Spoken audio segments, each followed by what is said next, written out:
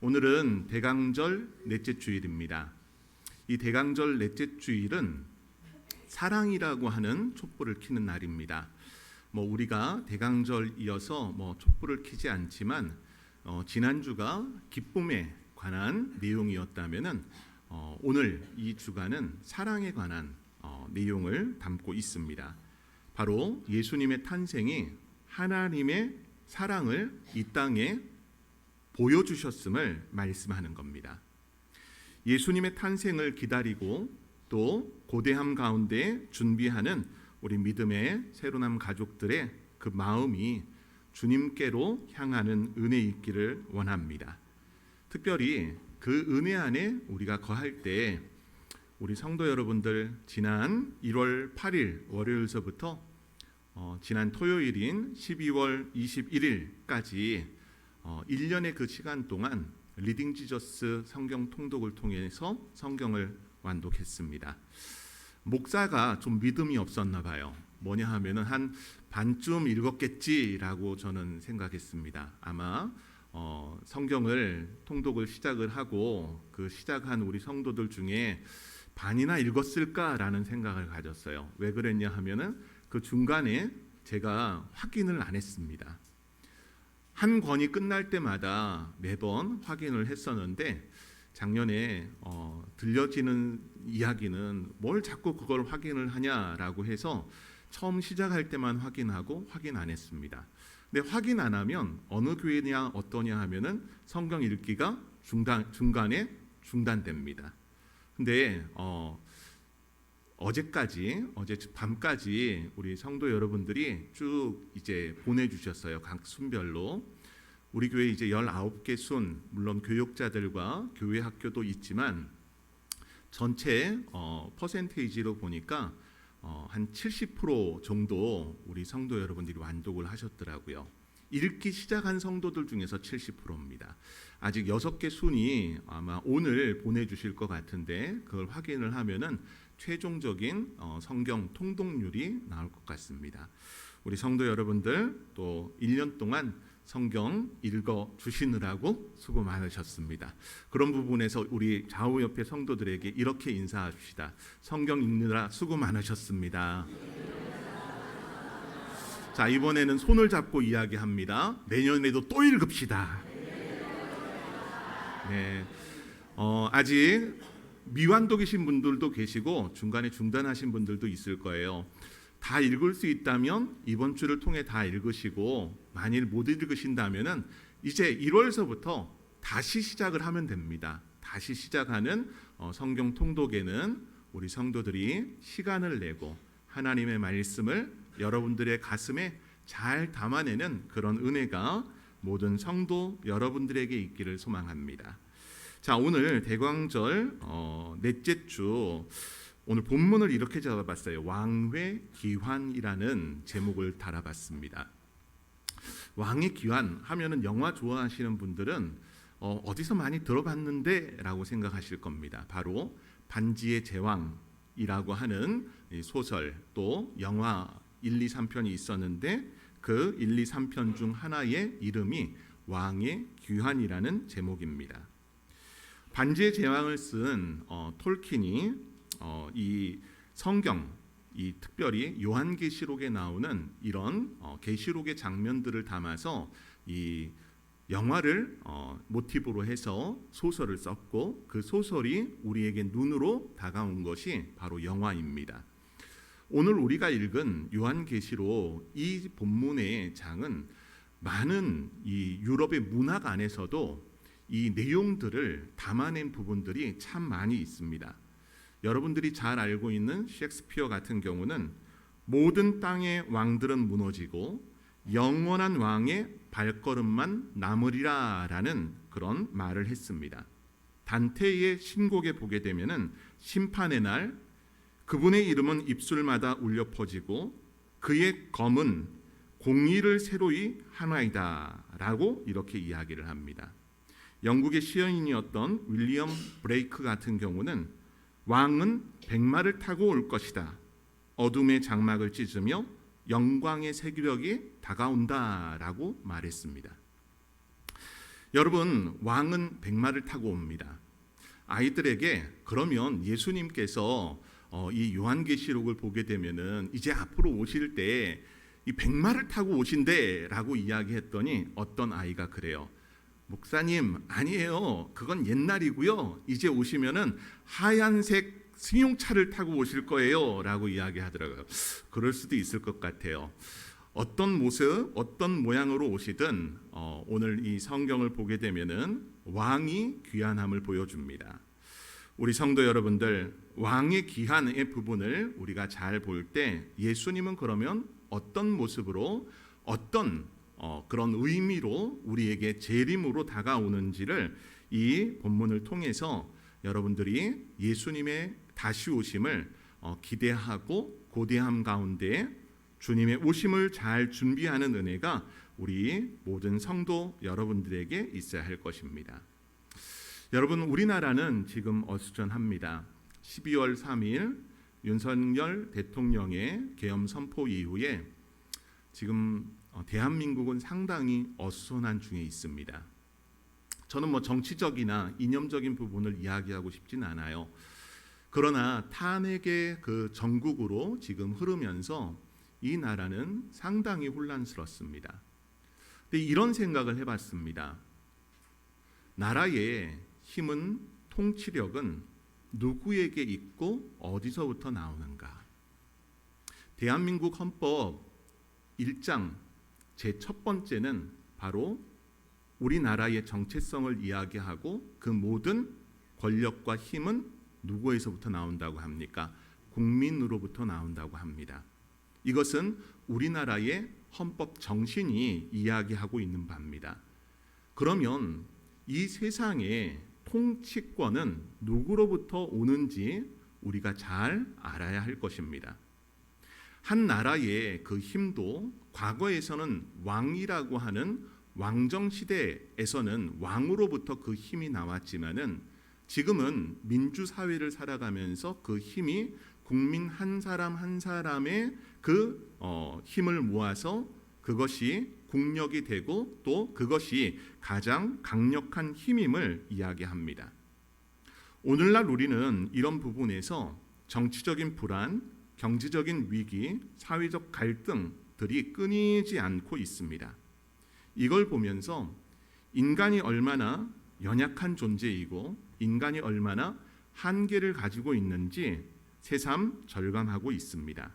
이런 현실 속에서 우리의 진정한 통치자가 누구고 또 흔들리지 않는 왕국은 어떤 왕국인지 우리가 잘 고민해 보는 은혜가 여러분들 안에 있기를 원합니다. 오늘 본문을 보게 되면은 세 가지 꼭지로 제가 이야기할 겁니다. 예수님은 첫 번째, 심판하시는 왕으로 오신다는 겁니다. 여러분, 오늘 본문인 11절과 12절 말씀을 보게 되면은 내가 하늘이 열린 것을 보니 보라 백마와 그것을 탄 자가 있으니 그 이름은 충신과 진실이라 그가 공의로 심판하며 싸우더라라고 11절에서 이야기하고 12절에서는 그 눈은 불꽃 같고 그 머리에는 많은 관들이 있고 또 이름 쓴 것 하나가 있으니 자기밖에 아는 자가 없고라고 말씀을 합니다. 백마를 탄 분의 이런 이름과 또 그분을 묘사하고 있는 것이 나오면서 중요한 것이 바로 심판하며 싸운다라는 것입니다. 그가 공의로 심판하고 싸운다. 우리 성도 여러분, 심판하면 어떻습니까? 우리는 이 심판에 대해서 잘 알아야 됩니다. 분명 요한복음 말씀을 보게 되면은 요한복음은 이렇게 기록하고 있죠. 하나님이 이 세상을 사랑하사 독생자를 주셨으니 이는 그를 믿는 자마다 멸망하지 않고 영생을 얻게 하려 하심이라. 멸망의 부분을 담아내면서 심판의 메시지를 담아낼 때 우리의 심판을 이야기하지 않습니다. 예수님의 초림의 부분은 예수님의 이 땅에 오심은 심판하기 위해서 오신 것이 아니라는 겁니다. 우리를 구원하기 위해서 오셨다는 거예요. 근데 요한은 우리 이 요한계시록을 통해서 심판하시는 왕으로 오심에 예수님의 초림을 이야기하는 것이 아닙니다. 예수님의 재림의 부분을 이야기하는 거예요. 예수님의 처음 이 땅에 오심은 2000년 전이잖아요. 2000년 전 이 땅을 오실 때는 우리를 구원하기 위한 그 하나님의 구원 계획 가운데 이 땅에 오셨다는 겁니다. 우리를 멸망시키고 우리를 심판하고자 오신 것이 아니라는 거예요. 그러나 예수님의 재림의 부분, 예수님이 다시 오실 때는 분명한 심판주로 오심을 말씀을 하고 있다라는 겁니다. 그러면 우리는 무엇으로 말미암아 심판받을까요? 우리가 행한 모든 행동들, 우리가 저지른 일들, 이런 것들을 이야기하느냐? 단순하게 보면 그럴 수도 있겠지만은 단순한 부분으로 봐서는 안 된다는 것입니다. 예수님의 재림 가운데 행하실 심판은 단순한 파괴와 분노를 보여주시는 것이 아니라 하나님의 사랑과 공의의 완성의 그 과정을 보여주시는 겁니다. 심판은 구속받는 자들에게는 구원의 완성이 되고 악한 자들에게는 하나님의 공의의 실현이 된다라는 사실입니다. 그렇다면 우리는 믿는 자로 남을 것인가 아니면 믿지 않는 자로 살아갈 것인가, 이 부분에 우리의 하나님 앞에서의 분명한 답이 있어야 된다라는 겁니다. 여러분, 기독교는 분명한 믿음을 선포합니다. 그 믿음이 뭐냐 하면은 구원의 역사가 우리의 행동을 또 우리가 쌓은 공로나 우리의 덕으로 구원을 이야기하지 않습니다. 성경은 처음서부터 끝까지 이 구원을 이야기할 때 오직 예수 그리스도를 이야기합니다. 세상의 종교와 여러 차이가 있지만 세상의 종교는 사실 구원을 이야기하지 않습니다. 구원을 이야기하는 유일한 종교가 기독교인데 그 구원의 역사가 우리의 그런 행함의 부분이 아닌 그리스도께서 이루신 그 십자가의 피 흘리심을 통해서 그분을 믿는 믿음으로 말미암아 구원받음을 말씀합니다. 그렇다 한다면 심판의 왕으로 오신 오늘 그리스도께서는 우리를 심판하심에 있어서 우리는 믿는 자로서 구원받은 자로서 심판을 받는 것을 이야기하는 것이 아닙니다. 구속의 그 완성을 이야기하는 것이고 믿지 않는 자들을 향해서는 심판의 부분을 분명하게 언급하고 있다라는 겁니다. 기독교의 하나의 독특한 부분이라 하면 부분이라 할 수 있겠죠. 그러나 세상에서 이 이야기를 하면 너무 기독교는 독선적이다라고 이야기하고 너무 자신들만의 구원, 자기들만 잘났다라는 이야기들을 합니다. 그러나 이건 어쩔 수가 없는 겁니다. 성경이 말씀하고 있는 바가 그것이기 때문입니다. 예수님은 심판의 왕으로 이 땅에 오실 것입니다.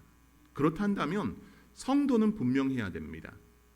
여러분, 이 기독교는 사실 믿는 것으로만 이야기하지 않습니다. 믿음은 항상 뭐가 따릅니까? 행함의 모습이 따릅니다. 여러분, 야고보서를 본다든지 또 요한 1서를 본다든지 바울의 여러 서신들을 보게 되면은 항상 뒤따르는 것이 믿음의 부분과 그리스도인의 삶에 관한 내용을 담고 있습니다. 고린도 전후서에서도 그리스도인의 삶의 모습을 이야기하고 있고 에베소서에서도 뒷부분에서는 그리스도인이 어떻게 살아야 하는가, 로마서도 마찬가지죠. 우리는 믿는 자라면 믿음으로 살아가는 역사가 있어야 됩니다. 그 삶의 모습은 바로 성경, 하나님의 말씀이 기준이 되고 그 기준이 되는 하나님의 말씀을 의지함으로 살아가는 자들이 바로 심판의 그 자리에서 그리스도의 공로로 말미암아 피해감을 말씀하고 있다라는 겁니다. 오늘 또 본문을 보게 되면은 13절 말씀에 또 그가 피 뿌린 옷을 입었는데 그 이름은 하나님의 말씀이라 칭하더라라고 말씀합니다. 여러분, 본문을 보니까 피 뿌린 옷이 의미하는 바는 뭘까요? 피 뿌린 옷을 입었다라는 것은 바로 예수님의 십자가를 상징하는 겁니다. 십자가에서 흘리신 그 보혈의 공로, 또 그분의 입에서 나오는 검의 부분은 하나님의 말씀이라고 말합니다. 바울도 우리가 에베소서를 통해서 전신갑주를 입는 부분에 성령의 검 부분을 이야기합니다. 성령의 검은 곧 하나님의 말씀이었습니다. 여러분, 우리에게 매우 의미 있는 바는 바로 그리스도의 보혈을 의지함과 하나님의 말씀으로 살아가는 겁니다. 여러분, 하나님은 그리스도를 통해서 이 땅에 오신 그리스도의 통치의 역사를 이야기할 때 이것을 가지고 이야기합니다. 통치의 그 역사는 그리스도의 흘리신 보혈의 공로로 말미암아 그분을 믿는 삶, 또한 검인 하나님의 말씀, 그 말씀을 통한 통치의 역사를 담아내고 있다라는 겁니다. 여러분, 우리가 이 세상을 살아갈 때 그리스도의 그 보혈의 공로를 입고 또 하나님의 말씀을 담아냄 가운데서 하나님의 아들 그리스도 예수의 통치하심을 믿음으로 나가는 성도 되기를 원합니다. 앞선 내용이 그리스도가 심판의 왕으로 오신다면은 이 본문인 13절, 14절 내용을 통해서 바로 통치하시는 왕으로 오심을 말씀하고 있다라는 겁니다. 여러분은 누구의 통치 아래 있습니까? 우리는 이 구미에 살면서 구미에 가장 힘 있는 정치적 힘을 가지고 있는 사람 누굽니까? 구미 시장이라던가 국회의원이 가장 이 힘을 가진 자로 생각을 합니다. 그러나 그 위도 있죠. 누가 있습니까? 대통령이라던가 좀 더 이제 힘 있는 그런 존재들이 분명히 있습니다. 그러나 더 큰 존재는 없는 걸까요? 여러분, 사람 위에는 끊임없이 힘을 가지고 있는 사람이 있기 마련입니다. 대한민국은 강대국이기도 하지만 연약한 나라입니다. 미국이라고 하는 거대 나라의 대통령이 바뀌게 되면 많은 것들이 바뀌게 됩니다. 정치적 지형이 바뀌게 되고 경제적 각 기업들이 많은 어려움과 혼란을 겪는다고 이야기를 합니다. 여러분, 그런 권력을 가지고 있으면 뭐합니까? 그 권력도 수년이 지나게 되면은 다른 누군가의 권력에 의해서 무너지기 마련 아닙니까? 로마의 왕들의 황제들의 역사가 그랬습니다. 그러나 우리 주님의 그 통치의 역사는 잠깐 가지고 있는 인간의 그 힘과 권력보다 더 영원하다라는 것을 우리 성도들이 기억했으면 좋겠습니다. 우리를 다스리심. 여러분, 예수님이 이 땅에 오신 것은 초림의 그 부분 안에서도 바로 우리의 다스림을 이야기합니다. 미가서 5장 2절은 마태복음 2장 6절 말씀에 예수님의 탄생 기사에 담겨져 있는데 본문은 이렇게 기록하고 있어요. 또 유대 땅 베들레헴아, 너는 유대 고을 중에서 가장 작지 아니하도다. 내게서 한 다스리는 자가 나와서 내 백성 이스라엘의 목자가 되리라 하였느니라 말씀합니다. 여러분, 베들레헴을 이야기하면서 베들레헴에서 한 다스리는 자가 나와서 내 백성 이스라엘의 목자가 되리라 라고 말씀하셨습니다. 여기에 다스리는 부분, 예수님은 이 땅에 오실 때 유대인의 가장 강력한 왕이었던 헤롯 대왕의 아들로 태어나지 않았습니다. 요셉과 마리아라고 하는 당시에 무명에 가까운 이 목수의 아들로 예수님은 태어났습니다. 예수님은 많은 경제력을 주지 않았습니다. 정치력을 주지 않았습니다. 그런데 성경은 그가 다스리는 자라고 이야기를 하면서 이스라엘의 목자가 되신다라고 말씀하셨습니다. 예수님의 3년간의 그 사역, 3년간의 그 사역 속에 이스라엘을 또 유대를 두루 다니시면서 그들을 다스리신 것을 생각해 보십시오. 많은 사람들이 예수님을 그리스도로 믿고 많은 사람들이 구주로 영접하며 살아갔습니다. 예수님은 이스라엘의 목자가 되셨습니다. 그러나 그 목자를 향한 외침은 그를 십자가에 못 박으라는 그런 외침이었습니다. 예수님은 강력한 힘을 발휘할 수 있었습니다. 예수님의 말 한마디면은 하늘의 천사들을 보내서 로마의 그런 극악한 군사들을 다 내몰 수 있었습니다. 당시에 유대에 강력한 힘을 가지고 있었던 대제사장들, 산헤드린 공회원들, 사두개인들, 바리새인들, 그들을 모두 잠잠하게 하실 수 있는 그런 파워를 가지고 계신 분이셨습니다. 그런 강력한 통치력을 가지고 있었지만 그렇게 하시지 않았습니다. 왜입니까? 바로 우리의 구원을 위해서 하나님의 뜻대로 행하셨어야 했기 때문입니다. 그 뜻은 십자가의 죽으심이었습니다. 우리를 위한 대속 제물이 되심에 우리를 통치하러 오셨던 분이 2000년 전 바로 예수 그리스도십니다. 그분의 재림, 그 역사에서 다시 한번 보여주는 것이 바로 그리스도의 강력한 통치력을 보여줍니다. 우리 성도 여러분들이 예수님이 다시 이 땅에 오심은 세상의 그 어떤 권력과 어떤 세상의 힘보다 강력한 통치력과 다스림을 가지신 분이심을 기억하며 살아가는 은혜가 있기를 원합니다. 그런데요, 예수님의 재림 부분에서뿐만이 아니에요. 여러분, 주님은 여러분들을 다스리고 통치하고 계십니다. 그걸 느끼십니까? 아멘이라고 하셨는데 어떻게 느끼십니까? 무엇을 통해 느끼십니까? 여러분, 우리에게 주님의 통치와 다스림은 바로 하나님의 말씀을 통해서 우리에게 우리의 생각과 우리의 삶을 바꾸신다는 겁니다. 우리 성도 여러분들, 말씀을 매일같이 통독하시는 분들 생각해 보십시오. 그때마다 여러분들에게 와닿는 하나님의 말씀들이 없던가요?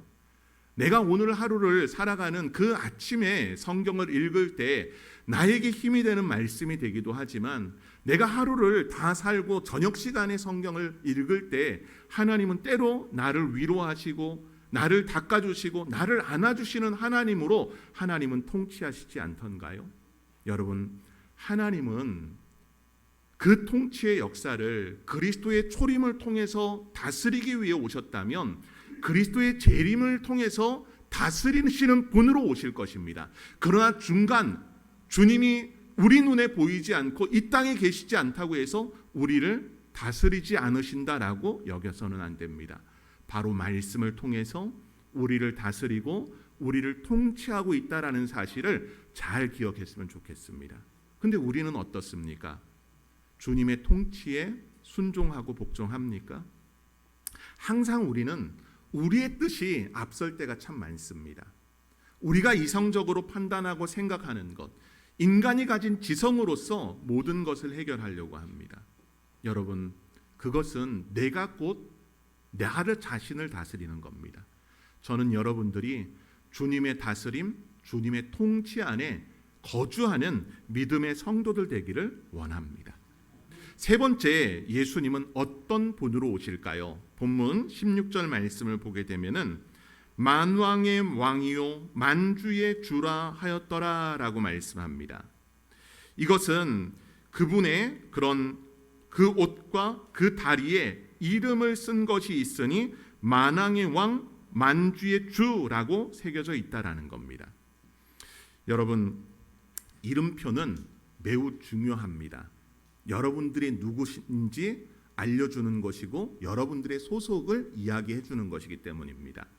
군인은 이름표를 답니다. 이름표뿐만이 아니라 군인은 그 옷에 부대 마크와 또 그 자신의 계급이 무엇인지 다 보여줍니다. 그걸 통해서 누구의 통치 안에 있는지 또 그 사람이 어떤 사람인지를 보여줍니다. 우리 할렐루야 찬양대를 봐보십시오. 할렐루야 찬양대를 보게 되면 여러분들 왼쪽에 이렇게 명찰이 있는 것 보이십니까? 명찰이 저도 이제 좀 거리가 떨어지고 노안이 와가지고 뭐라고 써졌는지 모르겠어요. 근데 거기에는 아마 교회 이름이 있을 것이고 여러분들이 어떤 파트를 섬기고 있다는 것, 그리고 여러분들의 이름, 여러분들의 직분이 써 있지 않습니까? 직분까지는 안 써 있나요? 네, 직분은 안 써 있어요. 어쨌든 이름 들어가 있고 파트 들어가 있고, 그렇죠. 그리고 구미 새로남교회 소속이라는 걸 보여주잖아요. 여러분 이름은 많은 것을 담아냅니다. 그런데 여러분 어떻습니까? 중학교, 고등학교를 다니는 아이들이 교복을 입습니다. 교복을 입는 것은 나는 이 학교 학생이라는 겁니다. 직장인도 직장에서 입는 그런 유니폼이 있습니다. 그 유니폼에 어느 회사 소속인지를 써줬습니다. 그런데 여러분 어떻습니까? 우리가 그걸 다 믿을 수는 없어요. 이 땅에서는 그래요. 어떠냐 하면은 우리 집사님 한 분이 옷을 입고 있는데 그 옷에는 회사 이름이 써져 있습니다. 근데 그분은 그 회사를 다니지 않아요. 어떤 학생이 옷이 아주 이쁘다고 해가지고 그 야구 유니폼을 입었는데 그 야구 유니폼에는 이화여대라고 써진 겁니다. 근데 그 옷을 입은 사람을 봤더니 남자예요. 남자가 이화여대 다닙니까? 다닙니다. 다니는데 대학생으로 다니지는 않습니다. 네, 대학생으로 다니지는 않아요. 여러분 오늘 이 이름을 보여줄 때는 우리처럼 거짓, 가짜의 것이 아닙니다. 오늘 그분에 대해서는 만왕의 왕, 만주의 주라고 새겨져 있습니다. 이것은 요한계시록이 보여주는 바로 그리스도의 왕권을 이야기하는 겁니다. 바로 예수님의 절대적 주권, 영원한 왕권을 잘 드러내 주는 것입니다. 여러분 우리 주님은 만왕의 왕으로 오셨습니다. 예수님이 이 땅에 초림하셨을 때에 유대인의 왕으로 여기는 자가 얼마나 있었습니까? 예수님의 그 십자가에 본디오 빌라도가 유대인의 왕이라고 썼지만 그 유대인의 왕이라고 믿는 사람은 소수에 불과했습니다. 많은 사람들은 그 표대를 보면서 손가락질했고 유대인의 왕이라는 것을 모욕했습니다. 그러나 다시 오실 그리스도는 바로 만왕의 왕으로 우리에게 오신다는 것입니다. 그 만왕의 왕 되신 분은 만주의 주가 되심을 말씀합니다. 여러분의 왕은 누구시고 여러분의 주는 누구십니까? 우리는 이것을 분명히 해야 됩니다. 예수 그리스도의 재림의 그 역사 속에 내가 왕으로 앉아 있는지, 내가 나의 주인은 아닌지 우리 성도 여러분들이 스스로를 잘 점검해 보는 은혜가 있기를 원합니다. 오늘 세 가지의 부분들, 여러분 예수님은 심판하시는 왕으로 오실 것입니다. 그리고 통치하시는 왕으로 오실 것입니다.